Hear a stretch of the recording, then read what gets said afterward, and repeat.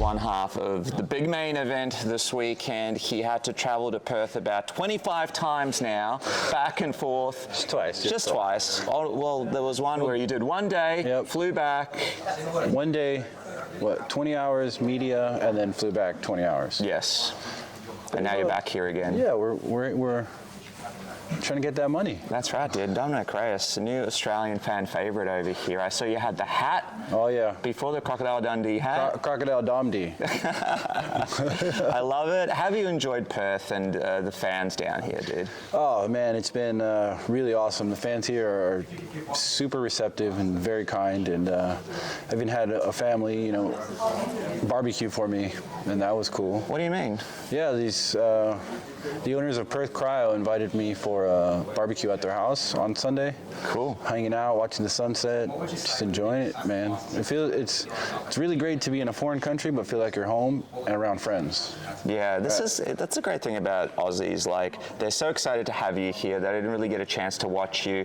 You've flown all this way, and I think we all appreciate having you down here so this fight can happen. Oh, yeah. Another big thing happening to you is you're expecting the arrival of your new baby in December. I'm expecting the arrival of a new baby at the end of November. Oh, so there's nice. Something. Congratulations. Yeah. How you feeling about it, man? Because I'm stressing out. This is my second one.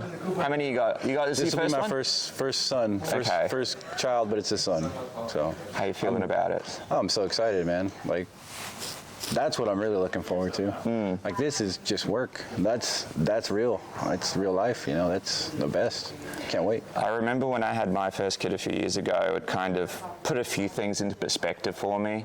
It kind of changes you a little bit mentally. I think for the positive, but it does change stuff.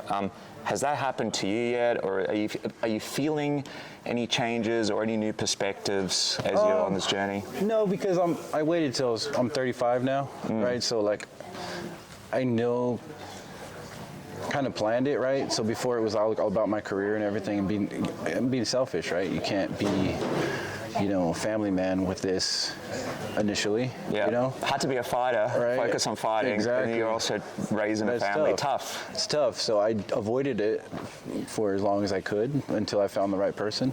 But my mom always says, you know, men don't become fathers until they hold their baby. Women become mothers as soon as they get pregnant, right? It changes for them, like, right away. Me, I still haven't really felt that change yet because it's not real, right? I haven't held my son, I haven't looked in his eyes, I haven't felt his heartbeat. I've heard his heartbeat, yeah, I felt it putting my hand on him, but I guess that was the most profound moment when I was feeling a move in her belly.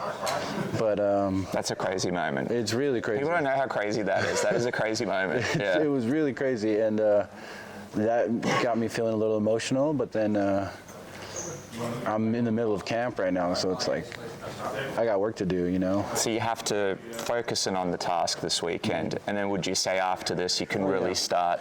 Then I could really. You've got a 25-year journey back from Perth, so. I have time to think about it. I got time to think about it. The kid will be like 30 years old by the time you get home. He'll be done with college. He'll be like, oh, hey. I miss so much.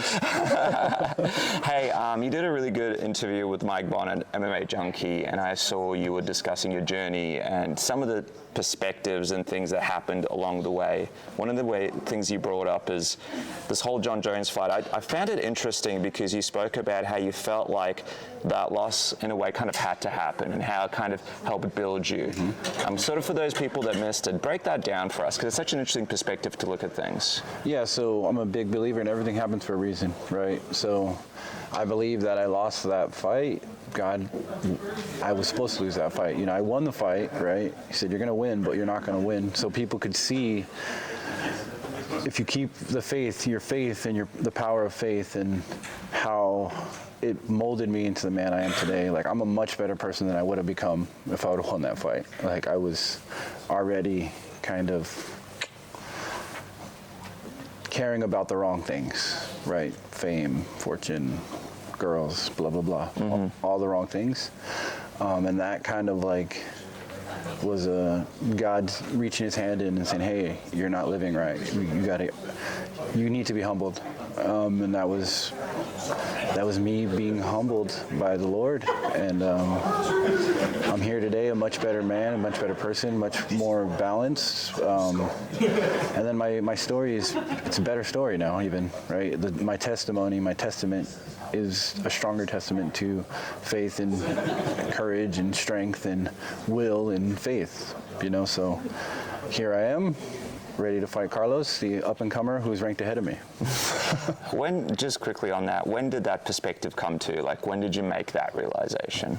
I think a lot of it happened when I was living day to day with my deep vein thrombosis, and my doctor said, hey man, if you wake up today, then good on you. If you don't, then, well, didn't work out. So I was living literally day to day, kind of as we all should, really, you know. And it was like a very profound experience. Like I felt God. I felt His energy. Like He's 100% real. I have no question in my mind at all that this is only a small piece of eternity. Like I had a very profound experience. And yeah, I'm just grateful to, still be able to fight and be in this platform, and then once I win, and when I win or lose or whatever happens, I can still shout His name on top of the roofs and still get people to see the light. That's my mission now in my life, is to bring people to the light.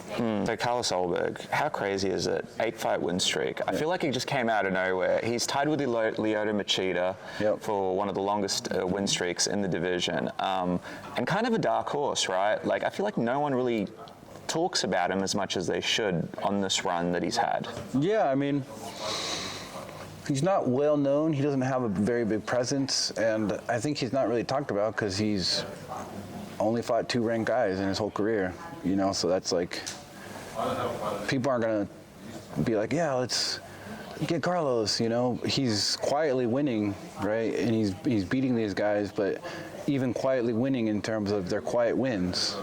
Right, he didn't finish Jan. He didn't finish, what's his name? Vulcan. He's not finishing these guys. He's finishing the lower guys, right? But he's not finishing the higher ranked guys. He finished Alonzo, but it was like, what are you doing, Alonzo? Like, why did you do that? But it's whatever. Like, he is a great fighter, and he's very dangerous. But he doesn't have signature wins. Right, he has wins where he squeaked by, and that's not how you get known and loved and respected in the UFC. That's just not how it works. This is the entertainment industry, and if you're not entertaining the people, if you're not going out there and putting your soul out there for them and taking risks, then they're not going to respect you. That's just how it goes. Like, I've learned that the hard way, right? Because I always just go out on my shield, or I put people down. Like, that's my fighting style. It's very exciting, and that's, people like to see me fight, and I fought a lot of guys too.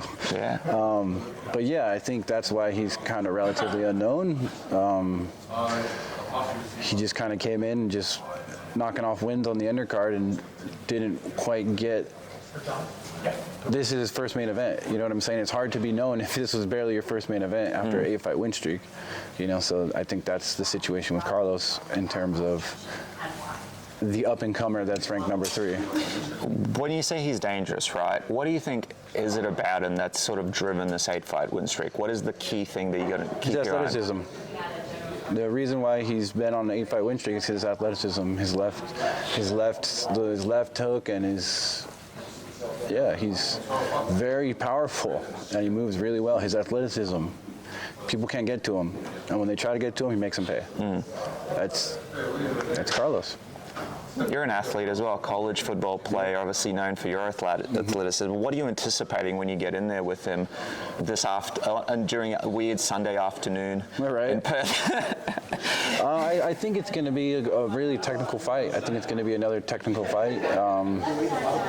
We'll see what happens. I mean,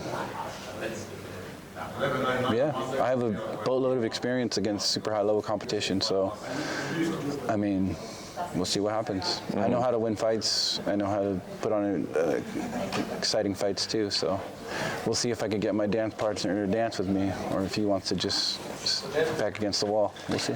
Final one from me. Obviously, the division has a lot going on. You and Carlos, Yuri and Khalil, Ankalaev, Ankalaev Pereira. Great. You're mates with Pereira, so you're hoping you guys don't have to fight. So it could potentially be. And I think last time we spoke, you said you see some similarities in the style between Ankalaev and yourself, right? Yes. Yep. So is the hope that potentially after this, that's the fight? Or I know you said to some outlets, Yuri potentially could be one of them. What would you ideally like next after this if things go to plan? I just got to beat up Carlos and go home, have my son, and then everything will kind of shake out how it should.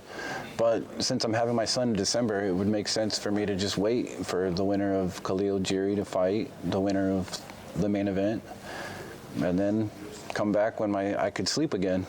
That's not going to happen for a while, brother. Right. I'm sorry to say. I got 3 to 4 months of no sleep, and then bam, get back in camp. Seeing as you're not going to get any sleep, is there any temptation to fly over to UFC 320 after this and just kind of sit cage side, just to remind everybody? No, I'll be there. Yep. I mean, I live 2 hours away from there, so I'll just drive. I'll definitely be there. Perfect, man. Well, I look forward to seeing Dominick Reyes cashing in the money in the bank, jumping the barricade, cashing it in at the end, UFC 320, getting that belt. But dude, congratulations on everything. Your journey's been inspiring. Got some big moments coming up in December. It's been great for all the fans to watch, and best of luck this weekend. Thank you. Perth. Appreciate it. Great chatting to you, man. No doubt.